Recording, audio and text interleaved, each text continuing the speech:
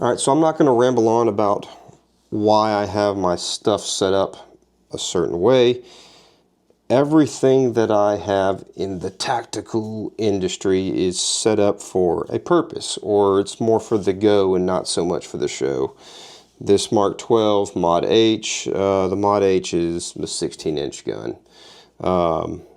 Ultimately, in 5.56, I could accomplish the exact same task with a 14.5 that I could with the 16, 18-inch barrel. So it comes down to the glass you can choose, but at the same time, I could perform the exact same task with a 1-8 or a 1-6 or an LCAN or an ACOG.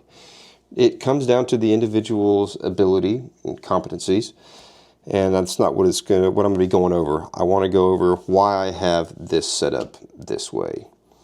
So first things first, I do not like fixed stocks, and sure, you can use them for various setups, but I pack everything up real nice and tight.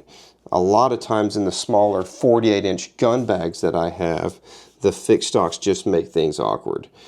That's just a personal preference, and there's nothing against it. But I do really like the LMT or the B5, like the Bravo or SOP mod stocks. I'm a huge fan of it with the cheek rest built into it, and you got some battery storage on there. It's nice.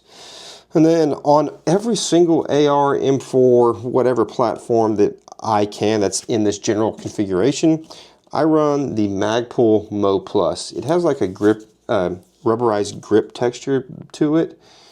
Some people like it, some people don't, but I have found that when my hands get sweaty or when my gloves get wet, it likes to maintain the grip, and that's a huge thing for me personally.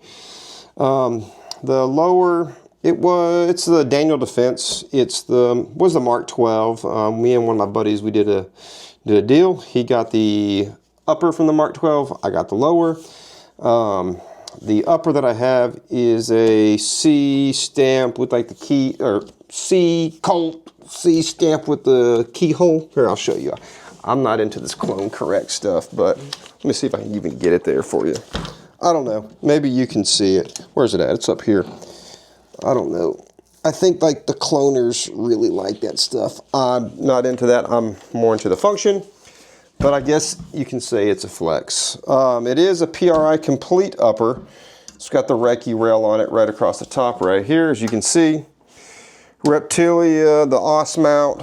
This is a loophole Mark V. I think it's like a 3.6 to 18. Yeah, 3.6 to 18. It is the TMR reticle. I like it. I am running the Rugged Razor 5.56 suppressor. For the money, this cannot be beat. They're like $5.99 or $6.25 or $6.50. I know they're under $700, and they all come with the flash hider. And one thing that I really like about them is the end caps. I put the flash hider end cap onto it, and it mitigates all the flash. I have done, I think I did 6 or 7 full auto mag dumps with this can, and it's had no issues. This thing is just a straight tank. So all my guns, I like them to have a dedicated suppressor if it is suppressed. So that's my personal preference. I always run a sling on literally every rifle, shotgun that you can imagine. So I run a sling.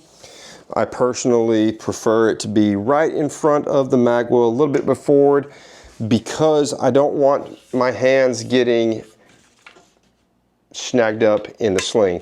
Now I do know, well, if you're shooting on tripod, or if you're going to be bracing on all this stuff, if you extend out your sling to wrap around the tree and come back onto yourself, I am aware of that. It's on QDs. I can move it as needed, but in this configuration right here, 99.9% everything that I've done is efficient. I don't run a flashlight on it. I do not run a foregrip, bipod, or anything like that, because I cannot stand having anything underneath my rails, right? So if I was to go up to a barricade and brace it on something. I can't stand when you drive it in and you're having to like go over and pull it over. That's just my preference. It's not the way, it is a way. You got bags. I'm never going to be shooting precision from like a purely unsupported position. I carry bags with me. I carry a backpack. I got a chest rig I can rip off that I can run if I need to. That's just my personal preference. Sometimes less is more, especially in a configuration like this, because ultimately this would be used more for like a long distance patrolling or in the mountains.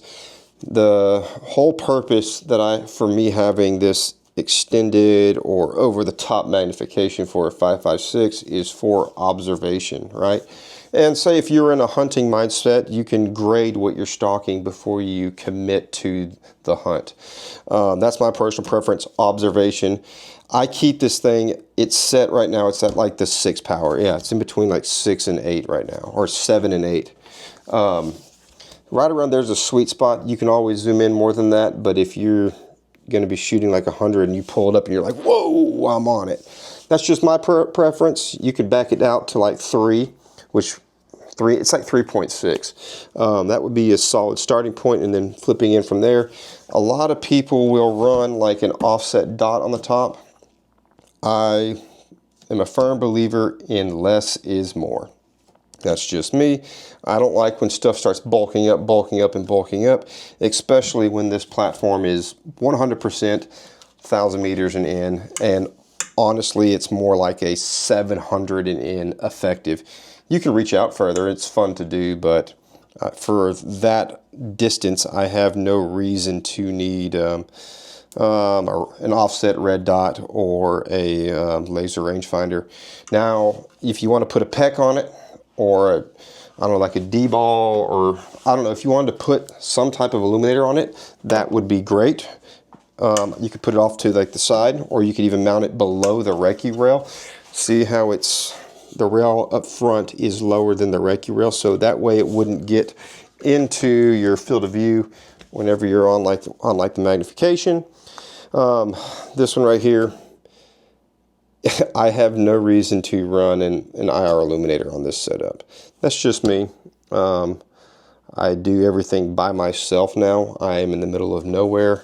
I don't have any shooting buddies or nothing like that. No tactical community here. So everything I do is by myself. I'm not going to be marking targets or telling, hey, you see this right here, IR it, hey, move to here. I'm not going to be doing nothing like that here. So there's no reason for me to even run that.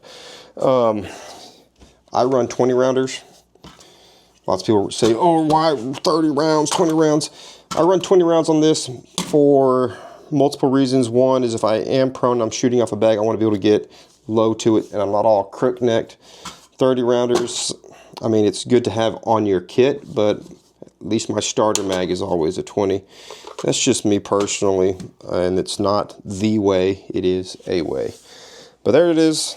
That's my Mark 12 Mod H.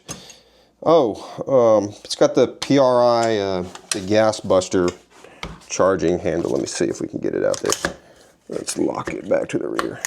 Yeah, I don't know if you can see it. There it is. Yeah, it's like one of the. It is a complete PRI upper. Yeah, that's that. But at the end of the day, train with what you got. It's personal preference. There is not one size fits all, but maybe this could help steer you in the right direction and keep you from overspending or overbuilding. Oh, if you get like any of these, like the scope covers, put them to where they fold off to the side, right? So you don't want it to be above you, because if you look at this, if you have it above you, that's like obstructing your field of view. Just can it off to the side. That'll help you. You can put a little bit of dope sticker card in there if you wanted to. But ultimately, shooting 5.56, if you shoot it enough, and you're, like I said, you're shooting like 700, 800 and in, you're going to memorize your holds, and you're going to be able to range estimation if you're actually getting out there and training. So keep that in mind.